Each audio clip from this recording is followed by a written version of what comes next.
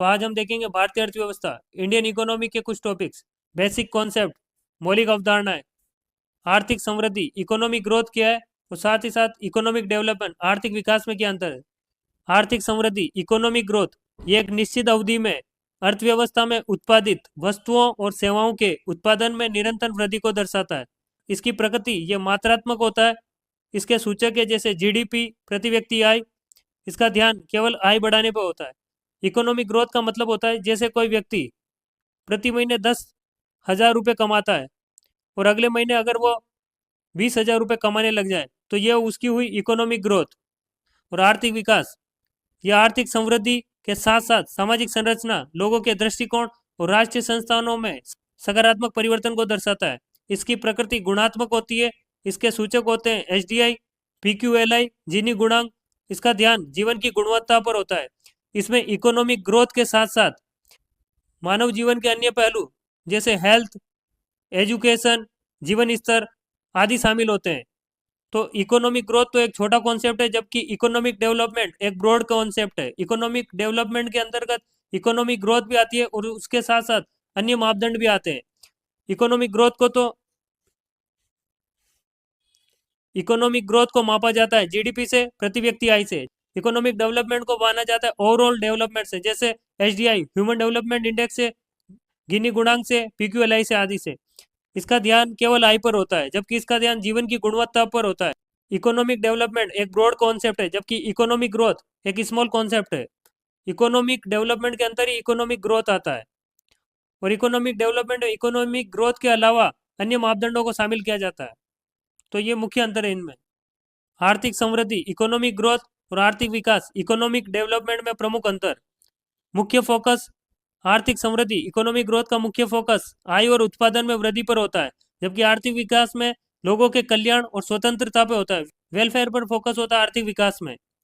आर्थिक समृद्धि, economic growth एकांकी अर्थात यूनिडायमेंशनल होता है, केवल धन पर ध्यान दिया जाता है, जबकि आर्थिक विकास एक बहुआयामी विचारधारा है जिसमें मल्टी डायमेंशनल होता है तथा समग्र जीवन के विकास पर ध्यान दिया जाता है।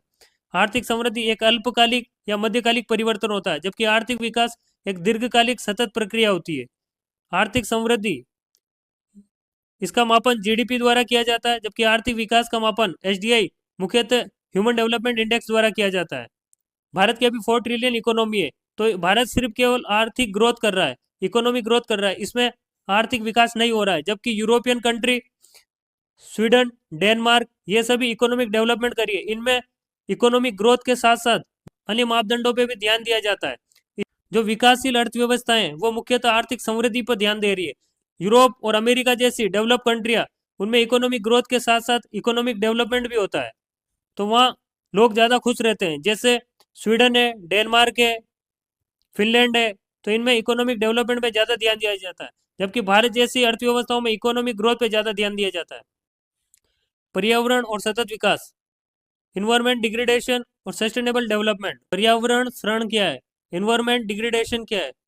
संसाधनों, वायु, जल, मृदा के ह्रास और पारिस्थितिकी तंत्र के विनाश के माध्यम से पर्यावरण में होने वाली गिरावट को पर्यावरण क्षरण कहा जाता है।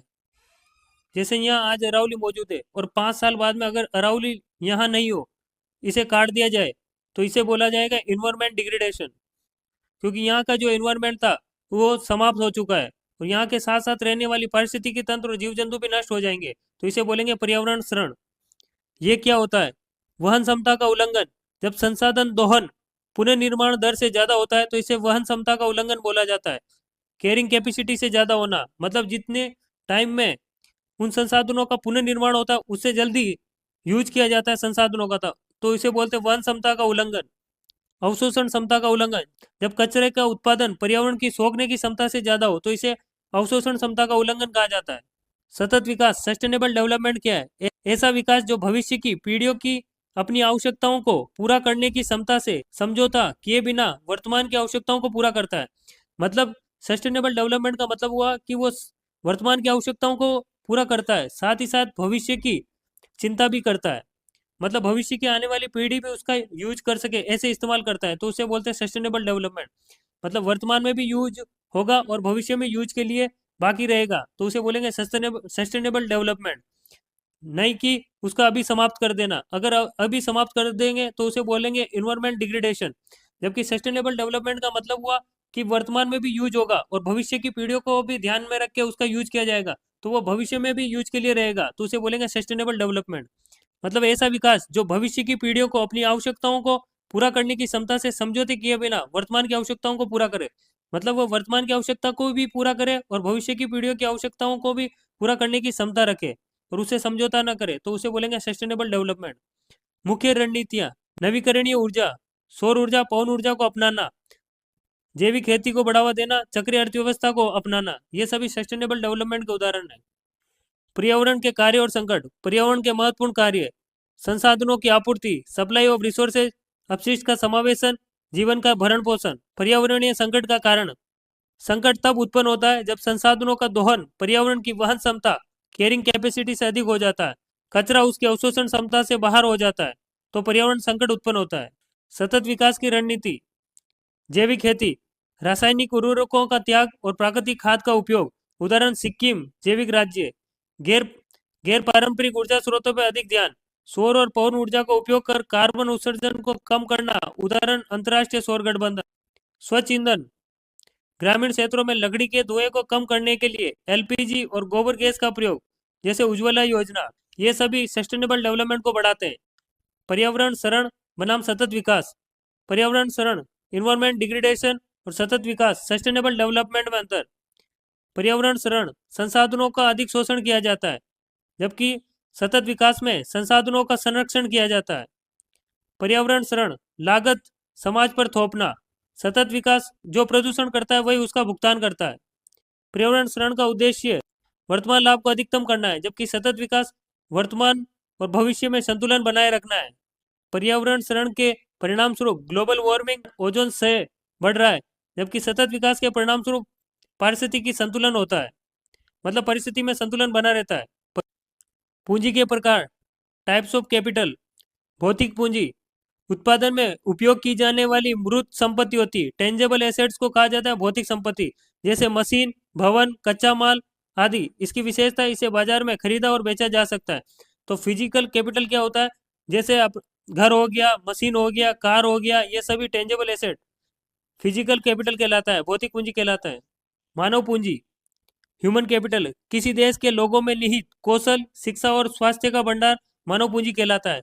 उदाहरण के लिए डॉक्टर का कौशल, इंजीनियरिंग का ज्ञान, विशेषता, यह अदृश्य है और मालिक से अलग नहीं किए जा सकते। ह्यूमन कैपिटल क्या होता है, जब किसी व्यक्ति को स्वास्थ्य, शिक्षा और कौशल दिया जाता है तो वह मानव पूंजी में बदलता है। जब किसी ह्यूमन को अच्छी शिक्षा दी जाती है, अच्छा स्वास्थ्य की व्यवस्था की जाती है और स्किल दी जाती है, तो वह मानव पूंजी में बदलता है। तो ये मानव पूंजी। भौतिक पूंजी, मशीन, भवन, कच्चा माल, ये सभी। जबकि मानव पूंजी दिखाई नहीं देती, ये अदृश्य होती है, जैसे डॉक्टर की स्किल होगी, इंजीनियरिंग स्किल होगी और अन्य कोई स्किल हो गई, वो मानव पूंजी में काउंट होती है। भौतिक पूंजी और मानव पूंजी में अंतर: भौतिक पूंजी फिजिकल कैपिटल और मानव पूंजी ह्यूमन कैपिटल में अंतर। भौतिक पूंजी मूर्त, टेंजेबल होती है, छू सकते हैं, जबकि मानव पूंजी अमूर्त, इंटेंजिबल होती है, इन्हें सिर्फ अनुभव किया जा सकता है। भौतिक पूंजी मालिक से अलग किया जा सकता है, जबकि मानव पूंजी को मालिक से अलग नहीं किया जा सकता। भौतिक पूंजी देशों के बीच आसानी से गतिशील होती है, संस्कृति, भाषा के कारण बाधित गतिशीलता होती है मानव पूंजी की। भौतिक पूंजी समय के साथ घिसने से मूल्य ह्रास होता है, मतलब इसका मूल्य कम होता है समय के साथ, जबकि मानव पूंजी अनुभव से मूल्य बढ़ता है, स्वास्थ्य ठीक रहे तो। मानव पूंजी में तो जैसे डॉक्टर को जितना एक्सपीरियंस होता उसकी वैल्यू वैसे बढ़ती जाती है। भौतिक पूंजी में समय के साथ ह्रास होता है, जबकि मानव पूंजी समय के साथ बढ़ती है। निष्कर्ष: पृथ्वी हर आदमी की जरूरतों को पूरा करने के लिए पर्याप्त संसाधन प्रदान करती है, लेकिन हर आदमी के लालच को नहीं, ये कहा है महात्मा गांधी ने। हमें आर्थिक समृद्धि के साथ साथ मानव विकास और पर्यावरण शरण को भी प्राथमिकता देनी चाहिए।